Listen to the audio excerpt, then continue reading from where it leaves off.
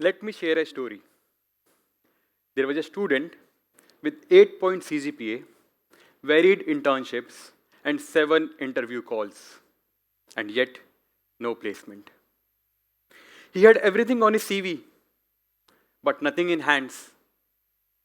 That student was me. Today, after 7 years and almost half a decade in the Indian administrative service, I have realized something powerful.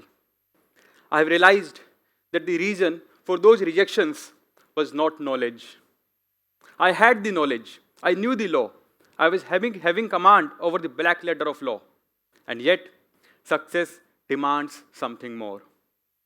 Success demands a toolkit that is beyond words, that is beyond books, that is beyond the black letter of law.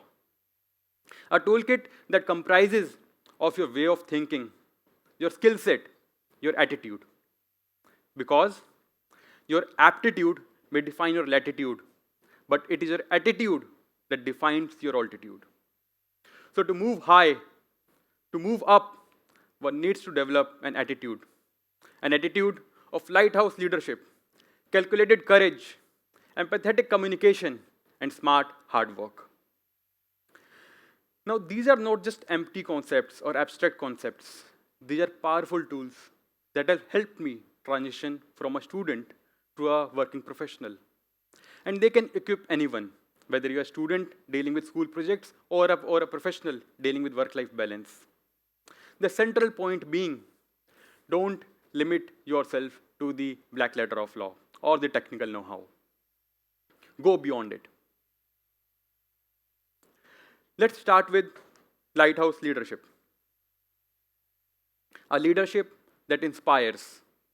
A leadership wherein the teammates feel heard and not ordered. A leadership wherein the teammates are respected. It's like a lighthouse in the storm. You don't push a ship, you show the light. The ship itself finds its way or steers its way. Let me tell you an example. During the Lok Sabha elections, I was working as assistant returning officer. And in that process, we were to make the EVMs ready before the morning.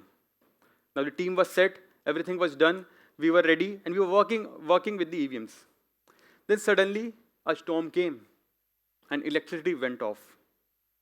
We waited for a couple of hours, but we could not have faltered on that election deadline. That was sacrosanct. At that time, without the electricity, we felt almost helpless. We felt struck.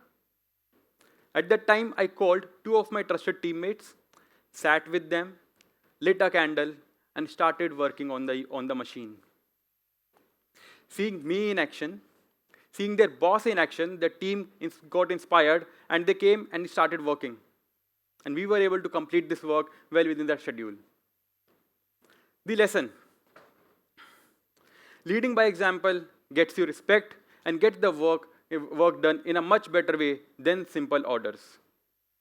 So to all of you, whether you are a fresher or already leading a team, remember this lesson. Inspire, not impose. However, leadership does not stop at inspiration. Once you have inspired the team looks to you, the people looks to you for direction. And that is where courage comes in. Courage that is calculated and not reckless. Because there is only a thin line, hairline difference between courage and stupidity. Both involves doing an act, knowingly doing an act that might cause hurt. The difference lies in the preparation. Because courage can never be reckless. Recklessness caused destruction, just like Japan's act of bombing the Pearl Harbor. I learned this in one of the most Naxal-affected districts of Chhattisgarh, Narayanpur. These are some of the photos of Narayanpur. So such kind of threats are written in the buildings, wherein threats are openly written on the building. You can read some of them. जनयुद्ध से ही जनता की मुक्ति का एकमात्र रास्ता है, which means only through public warfare that the public can achieve independence or freedom. So such kind of threats are openly written. This is the terrain of that district. Very difficult terrain, almost no connectivity. This is one of the Naxal Smarak. So such kind of terrain we worked in. And in that area, we came to know that the youth of the interior villages is very much vulnerable to indoctrination. A, because there is almost no government presence, and B, absence of formal education system. In such a scenario, we thought of opening a school. Novel idea, right? You all would have thought the same. Ki school kholte hain, it would be a good for the area, right? Right? However, our one wrong decision or one miscalculation can turn this goodness into a nightmare, because the risk of an Naxal attack on the people, on the villagers, and even on the kids was very real. We could not have rushed into it. So what did we do? We discussed, we calculated, we examined, we discussed extensively with the local intelligence, with the CAPF, with the police. We examined the area, we surveyed the area, we took the local people, local villagers into confidence. And it was only after 3 months of rigorous preparation, that the first brick of that project was laid. And today, that school stands as a symbol of hope and progress. Where once a time B used to stand for bullet, now it is standing for batak, duck. The point being, don't shy from chartering into new waters. Keep trying, but always keep your anchor ready. Because calculated courage is the bridge between the impossible and the possible. This brings me to my third point, empathetic negotiations and communication. Negotiation means the act of putting forward your point of view without alienating the other, even when the perspective clash. The purpose of negotiation is not to influence the other. It is to make the other person understand your point of view while keeping the dialogue open. Because when dialogue stops, destruction happens. History has taught us, when dialogue stopped, Mahabharata happened. During my tenure as SDM, a huge group of women were protesting.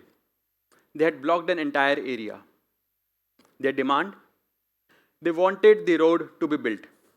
A genuine demand. However, the project cost, the road cost, was much beyond the scope of district administration. So we had requested the state, which would be taken up in the budgetary cycle, which obviously will take some time. But the women were adamant. They wanted immediate solution. They wanted the work of the road to start from today itself. In such a situation, an impasse was created. We were again struck.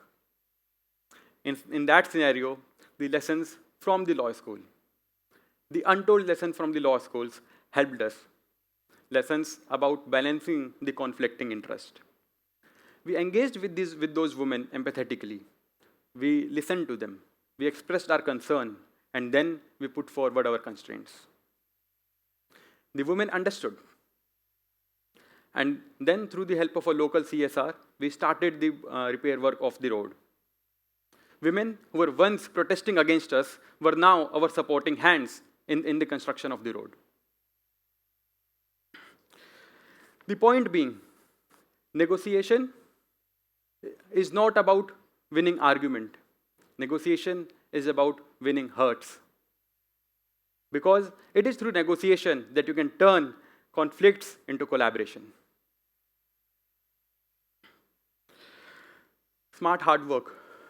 Couple all these things with smart hard work. Persistent efforts guided by attitude and powered by your knowledge. When I entered law school, I imagined myself as a lawyer.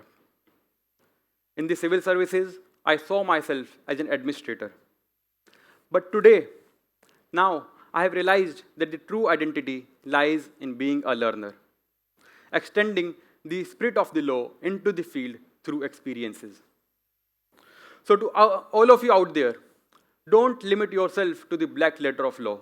Go beyond it, because statutes may guide you, but it is your inner toolkit that truly defines you. And who knows, in that journey beyond the black letter, you may discover the new age toolkit that India and the world need for tomorrow. Thank you.